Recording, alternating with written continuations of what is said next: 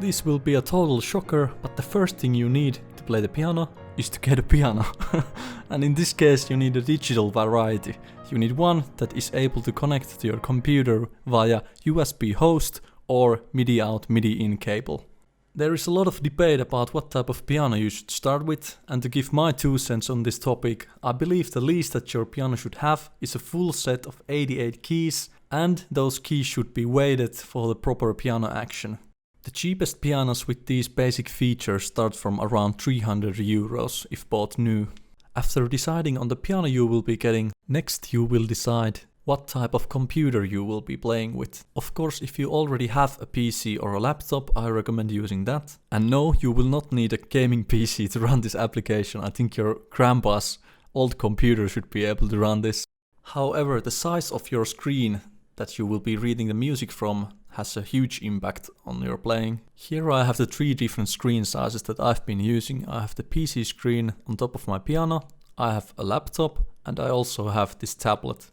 And though it's hard to quantify the difference between them exactly, when I play on the laptop I feel like my reading ability goes back in time by like a year, and on the tablet it's way worse than that. And this is simply because the wider the screen you have, the more room you have for each of the 88 notes on the screen, which makes it less likely that you mistake a note for another. So if you want the best possible setup for Synthesia reading, you would go for something like this.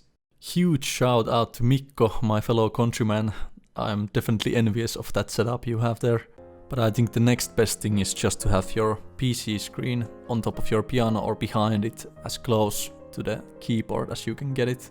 But a laptop is also perfectly fine. It's just like 5 or 10% out better if you have a wider screen. You shouldn't really stress about that. But if you can afford a laptop with a wider screen, I definitely recommend that. There is of course a limit to how wide you want to go with the screen as well. You probably don't want to do something like this, homie, right here on the Synthesia forums. I mean, it looks pretty cool, but I think you should be able to see all of the notes with your peripheral vision when you're looking at straight into the middle of the screen. One more thing that has a small impact on your playing with Synthesia is the refresh rate of your screen. So the higher your refresh rate, the smoother the falling notes coming down are. But I played on my 60Hz monitor for 7 years and I had 0 problems with it. And then there are the obvious things that might not be obvious. You want to have your screen exactly at the center of your piano. You want it to be as close as possible to the keys, so you can also see your hands when you see the screen. Sometimes this is not possible, but I do recommend that you try to make it that you can also see your hands while you see the screen.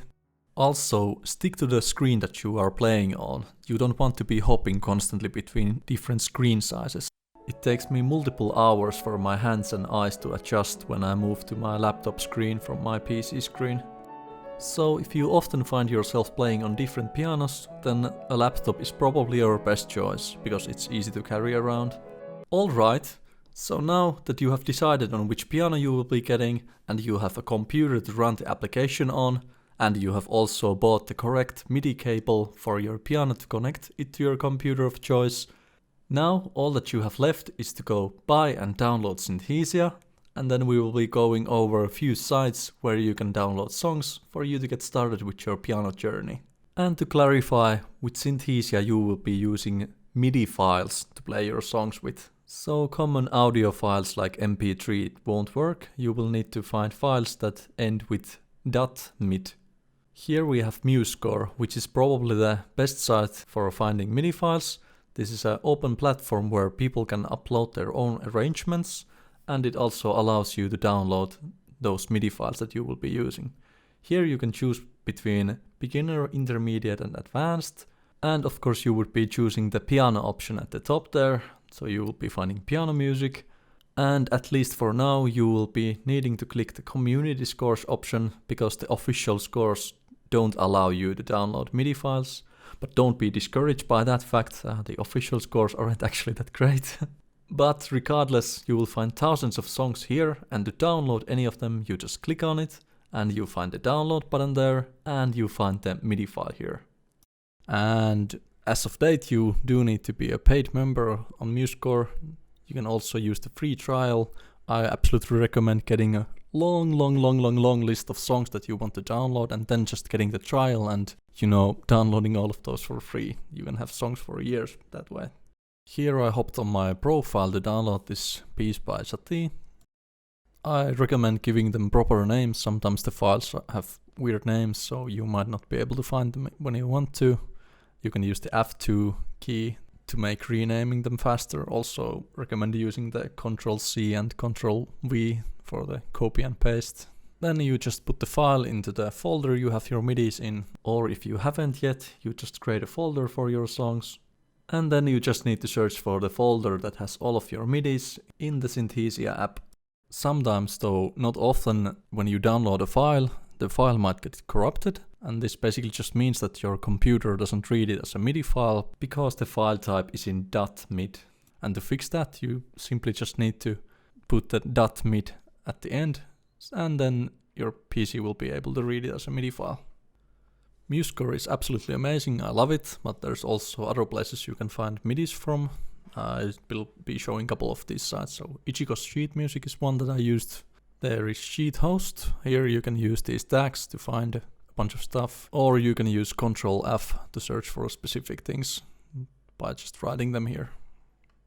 Kunstfuge has a bunch of classical things. You don't need to be getting all of those from MuseScore. Here you can just pick the composer and then you have the MIDI files listed here. And last but definitely not least, we have Nin sheet music. Here you can find a bunch of, I suppose, mainly Nintendo game music stuff. You just press on the game and then you find the songs that people have uploaded here. And of course, if none of these sites have the songs that you want, you can still try searching for them on Google. Just write the name of the song and put piano MIDI at the end of that and you should be good to go. Of course, often enough, you just won't be able to find everything you want and you just kind of have to accept that. And hopefully you will be using that as an inspiration to make stuff yourself and hopefully upload them online so I will be able to play those too. And now that you have everything that you need for playing, all that is left for you to do is to actually start playing this amazing instrument. There is, however, one more really important thing that you should be doing if you want to be learning with Synthesia, and that is subscribing to my channel. I will be teaching everything about reading piano music with the Synthesia piano roll. We will be going over hand positions, scales, rhythms, everything really. And once you have learned these basic things about reading music with Synthesia, you will be able to play whatever you could possibly want to in the future. And that's it. Thanks for watching, guys.